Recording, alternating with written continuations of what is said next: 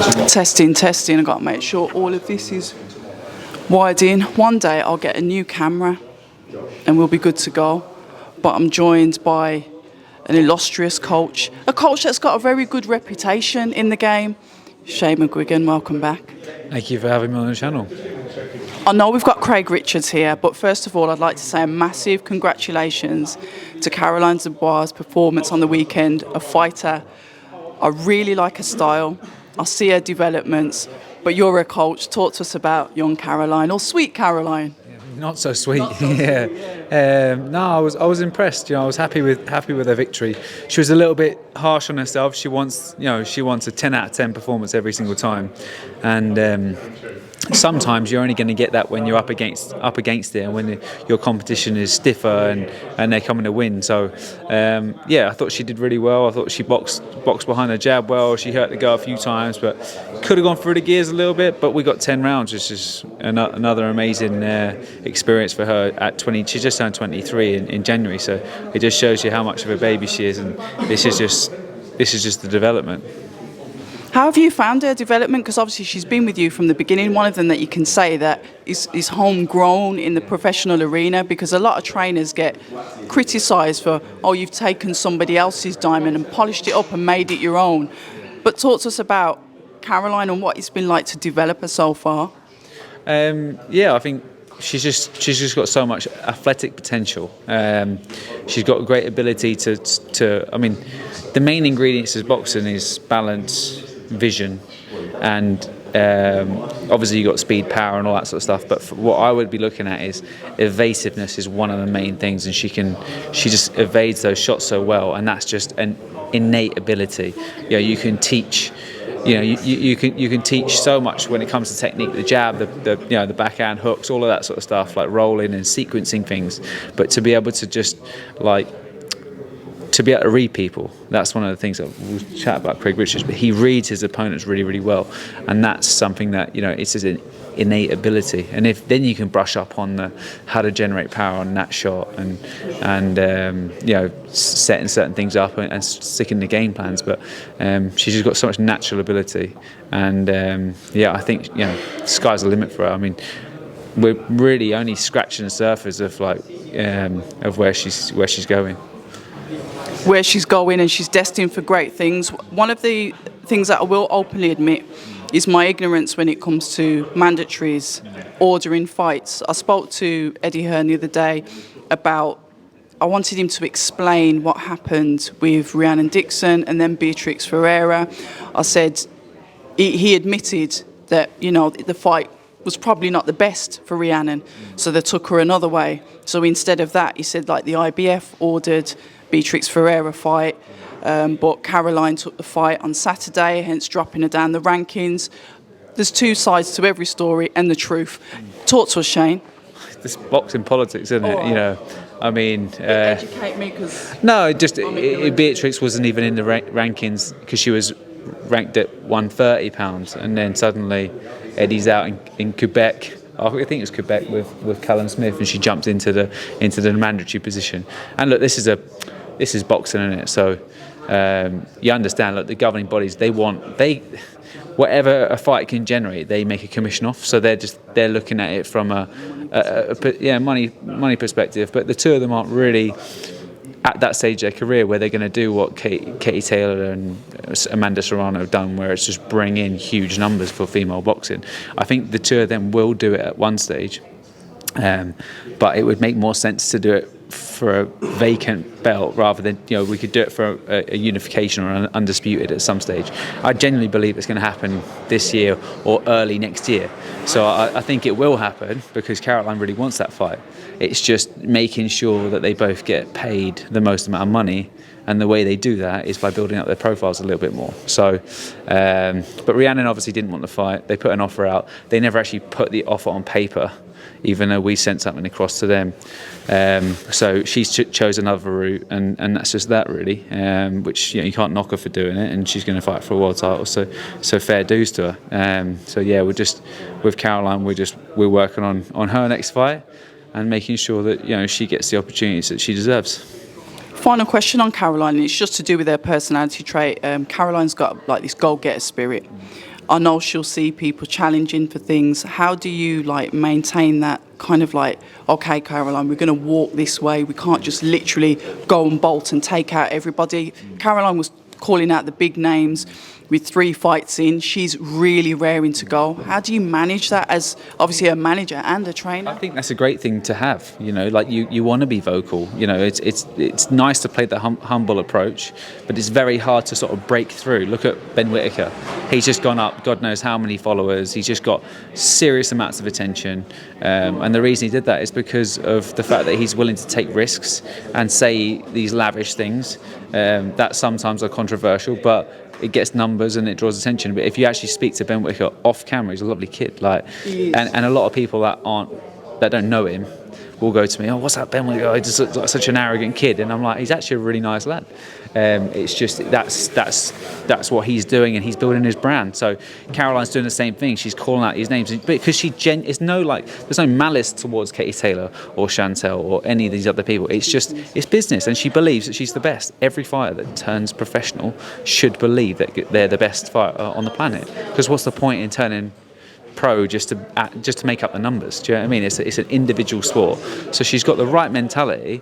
It's just sometimes she gets goes a bit back and forth with people that don't deserve it, in my opinion. And on social media, I'm like, she's got to rise above it sometimes, because don't expend energy on things like that don't deserve it. Make sure your energy and your whole focus is towards being positive, moving forward, winning world titles, and building your brand. Speaking about building the brand, you are building yours. You've got Craig Richards now as part of your team. Something that took me by surprise, because I know that he was with Sim's gym. I think the father, with the brother, from the beginning. Peter Sims, that's it. I'm always forgetting names. But now he's with you. Talk to us about that transition, because Craig is not someone that I'd say hops from trainer to trainer. No. I think it was a very, very tough. I mean, I can't speak on his behalf, but I know that it was a very tough decision for him to make. But it's one that he can explain, and I don't think there's a lot of bad blood there between Peter and Craig. I think they've spent eight and a half years together, and it's a long time. He's been pro quite a long time, Craig, and it's that whole saying, you can't teach old dogs new tricks, but I genuinely believe we can. And I think the way I coach, it's quite suited towards Craig's style, with his natural attributes, with his long range punching, and there's a few things that he needed to brush up on, in my opinion, and we're not there yet. We're still massively working in progress, but I think in the next 6 months, by the summer, I think it will just be a much more natural to him, because it's like a different intensity, isn't it? Like, you get used to one trainer, they train at a certain intensity, they might do a lot of conditioning away from the boxing side, different strength work, different like sprints and things like that. So it's just adapting to a new environment, and I think we put a lot of emphasis into sort of punching correctly, holding form with intent. And it's more like taxing on your nervous system, drains you. So he was saying, I feel exhausted after the boxing sessions. Yeah, because there's so much. It's just you're not going through the motions there. And but then on the other side, when it comes to the conditioning, we've reined that in a little bit. So it's a different environment, and I hope it bodes well for him, because he's genuinely one of the nicest people I've ever met. Like, he's a fantastic person. He deserves everything, really, and he's just fallen short, and that's the most frustrating thing. And I believe he can win those fights. I genuinely believe he can avenge those losses, and that's why I'm so excited about Craig Richards. Like, I get approached a lot by fighters wanting to work with me, and a lot of the time there's a lot of baggage, but there's a lot potential baggage, let's put it that way, whether they've got a certain person that wants to work with them and all these sort of things, and they're sort of 1 foot in, 1 foot out. They're stuck in their ways. They really want the end result, but they don't want to have to go through the process of change. And one thing I would say about Craig is he's just like, I'm happy, I'm open to change. I know I need to do something different, and that's why he's immersed himself in a gym, and I think it's going to really pay off for him. You know, with the next few fights then that Craig has, you talk about him being with his former trainer Peter for like over 8 years. When does it kind of like, because any fight that he goes in is potential risky, is anyway, but he's going to be transitioning between styles. There's a possibility he can revert to type. So choosing opponents, making sure after 19 months out, he's going into a good fight for him. Yeah, Boris is a good fight. It's awkward, and that's the thing. I mean, if you sat there waiting for the perfect opponent, the perfect training camp, everything to just line up perfectly, you'd be waiting. Your life is gone. So you've got to take a certain amount of risks. He spent his whole career taking risks, and I think taking the risks as an underdog is different to taking risks as the favourite, because you can't. They're expecting you to win. They're expecting you to do specific things. And I think, for him, he wants to put on a show. He wants to get a knockout victory. Boris has gone 10 rounds with Callan Simpson. He's also gone 10 rounds with, I think 10 or 12 actually, with Lyndon Arthur, and hurt Lyndon Arthur a couple of times in the fight. So the fact that he's seen that footage of him causing problems, it's switched him on. So I think he's going to be switched on. He's up for it. He's really excited about the fight, and I think we've just got to go and get out and get back to the basics. As you said, I don't want him to get caught up in a change of styles, but I'm trying not to do that for him. I'm just trying to cue him a few things to say, like, fire that shot there rather than waiting and staying on that jab. Do you know what I mean? So he knows how to box. He knows how to throw a jab. We're working on how to get a little bit more snap in those shots, which is, as I said, I think it's like 3 or 4 months in now, but it's going to take another 6 months. Do you know what I mean? And there was no it was just drills rather than the intent of a training camp. So we've probably only had about 5 weeks of a proper training camp to rev it up. But I also don't want to lose the quality of what we're doing in a technical session. So it's a catch-22. It's a little bit of balancing acts, but I know that when he gets in there, reverting back to his old ways, he still wins his fight, but we just want to put the ice on the cake a little bit. I can't not mention the cruiserweight division as well. God, you've got everybody. You've got a variety. You just need a heavyweight now. Anyway, we talk about the cruiserweights. We saw once again Richard Riakporhe, your fighter, Chris Billam-Smith, outside the ring talking about this potential fight, the rematch. It's arguable split decision win for Riakporhe last time. A little bit of substance there to run with. Talk to us about that fight, and when is it going to happen? Because we didn't get an announcement. We don't know when the date is. I think they're looking at end of April, early May. So they're trying to fix something up for then, yeah. So, but look, both. I'm sure both are in training camp, both working towards something. I mean, they've announced Wardley versus Fraser Clark. Then they're going to announce Riakporhe versus the date soon. We're just firming up. Look, I mean, we went the last time we boxed on his manager's undercard. So we boxed Riakporhe on his manager's undercard in the O2, which is obviously very close. So, we wanted it in Bournemouth. We understand that from a business perspective, depending on what fights they put on the undercard, it might have to be London or thereabouts. So we're just finding the right venue that suits us as well as Richard. So, look, Chris has just proved his whole career that he's willing to take fights and get on with it, and not really these are the minor details that break down negotiations. I don't want to go there, and a lot of stubborn fighters that feel like they're owed, end up leaving it too late, and then it gets broken down and the show's lost, the TV doesn't want to commit.